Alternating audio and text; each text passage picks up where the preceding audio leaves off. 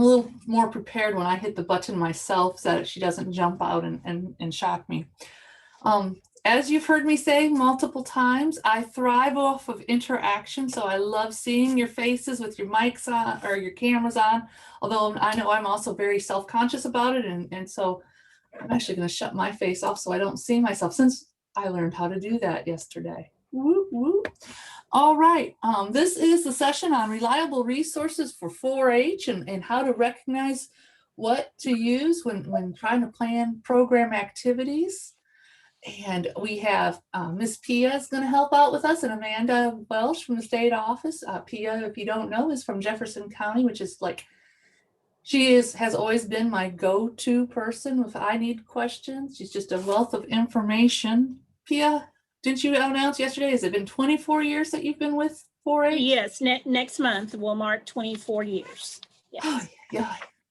Someday. It's been a long time. I'll tell you, she is legend. So hats off to Pia. So reliable resources in 4-H. I know that when I was in the county, this was a lot of things that one of my programs that I would have to actually go to schools to teach them how to recognize a credible resource, because so much of what we find nowadays is where we don't go down to the library anymore and search social media. It's social media. It's going to that website and typing in those all important, hey, I need a program on, I don't know, embryology. There's certain topics we don't want to Zoom, right? So how do you recognize when you do your little research like that, if it's something credible? What are some of the key gives? What's the first key giveaway as to the credibility of that resource that you're finding on the website? What 3 little letters stand out to you right away at the beginning? .edu. Yes. Thank you, Hannon. Yes, our .edu. Right, you want to look for resources that are we pride ourselves. So everything we do is research-based.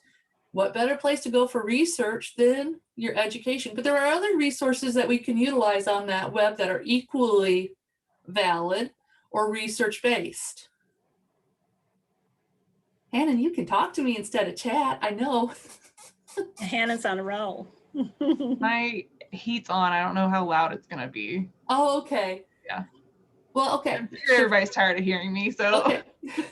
Well, she put out there .gov, and many of you know my husband is a .gov, right? That's all he does is he researches forests and trees and how trees grow. Everything that usually your .govs are one of these credible sources. So things like, USDA, right? Oh my gosh, help me out, Amanda. What's our organization, parent organization?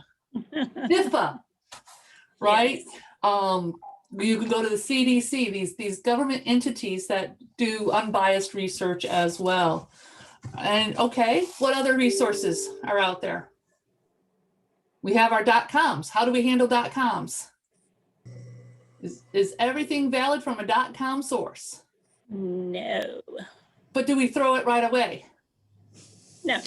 Absolutely not, right? Your .coms have some credibility, but it's going to lead you guys as the agents, as the presenters of the information, to go a little step further to look at where they're getting their research, where they're getting their information, right? And Wikipedia.com.